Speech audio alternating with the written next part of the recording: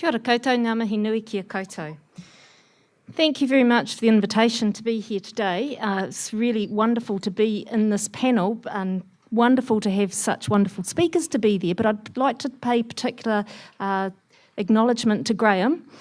Graham and I worked alongside each other in Miraval for quite a number of years, and it was actually Graham who taught me to see our children at Miraval through a different lens, and I've probably never told him that, but it was Graham taught me a lot about what we experience at Miraval every day. And you are so right, we see poverty day in, day out, and the effects of it can be very heart-wrenching when you're in a position such as principal at Miraval School. Now that's a position I've been in for 11 years. I came to Miraval from the very bottom of the South Island. You probably couldn't have got a school more south than what my school was in the South Island. The only school probably further south was Stewart Island. So here I came 11 years ago to Miraval, and I think many people wondered, what was I going to do when I got there, and what were you going to face when you got there? And I have to admit that for the first few months I walked around thinking, wow, this is very, very different. One of the biggest issues that I faced when I first came to Miraval was the number of people who said to me, oh, you're the new principal, you're going to find that difficult, that's a hard school. And it had me wondering, why? What's so difficult about being principal of a Decile 1 school? Is it difficult because they're poor? The families are poor? What is difficult about it?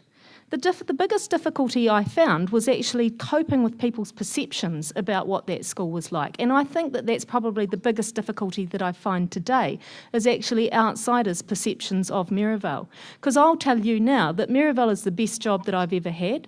I absolutely love it. I'm passionate about it. It is an amazing community. It's one with an absolute beautiful, beautiful heart. It is what I call, and I've lived in rural areas most of my life, it is a rural community in the middle of a city. It is absolutely fabulous.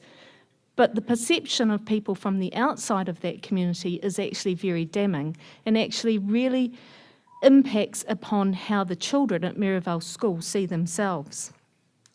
Now, Decile 1 school means that there are 10 decile bands. Some people don't know this. There are 10 decile bands in this country. There is 10%, roughly 10% of the population in each band, socio-economic, demographic in each band. The Decile 1 draws children from the lowest socio-economic areas in the country.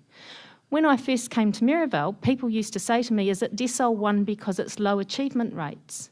So people had that perception already around that. They had an expectation that our children were actually going to be underachievers and low achievers. And actually the children started to think that of themselves because that's what people were expecting of them. So the children were actually expecting that of them.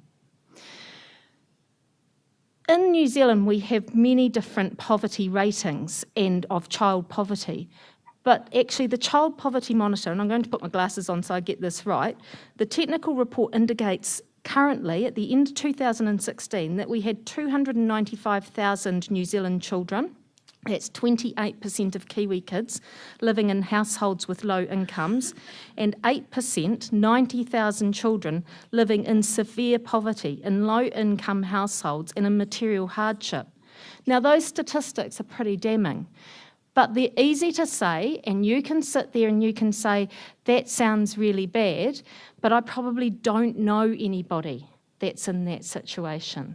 So what I like to do is I like to put the names and the stories and the faces to those statistics. Because I can tell you that in my school, it would be about 96% of my role actually come into those 90,000 children. They are living in severe poverty, and that is happening here in this city on a daily basis. We have children that come to school hungry. They come to school without breakfast. They come to school probably not having had dinner sometimes or an adequate dinner the night before.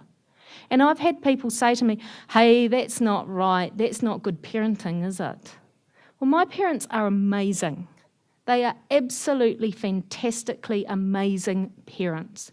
I love them to pieces because they are trying their hardest to do a wonderful job by their children, but there are so many factors that impact upon them. When you say, or you might think, or others might judge them and think they're not feeding their kids and that's not good parenting, what about the parents that I've had in my office?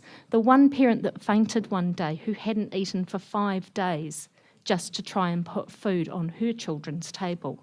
She went without so that her children could eat. What about the parents that come in and say, Fire, I feel so upset. I feel really shame here that I can't actually afford to go and get my children food. Can you help? And they don't like asking for help, but they've got to desperation stakes. They want to put their kids first. So we feed our kids. We will do whatever. We will work to get food in front of our kids. We'll work to get food on those tables of a night time as well. We're teachers and we're doing that and working really hard to do that. Inadequate housing is a massive issue for us at the moment. This time last year, I had 15 of my children living in tents, cars and garages. And that's of a roll of 150 children. So that's 10% of my roll who were living in those conditions. And that's aside from the children who were living in crowded housing situations, aside from the children that were living in emergency accommodation of motels. Now, living in a motel might sound glamorous to some of us because we go into motels and hotels and love it when we go in for a day or 2 days. You try 6 weeks in one room with 5 kids and a mum. That's a terrible situation to be in. And I saw children who really, no other way of putting it, lost the plot over that time when they were living in such crowded and awful situation. Motels don't have room for kids to play. They don't have room for kids to be kids. And the family relations were getting really strained in the families that were living in those situations. So we had a real crisis that actually hit us and actually is probably, I thought it was getting better. It's probably actually got worse in the last couple of months again to what it was this time last year. Now, what impact does that have on education? That's caused directly by poverty situations. Our families can't afford rents, they're being put out of houses. They're not getting paid enough.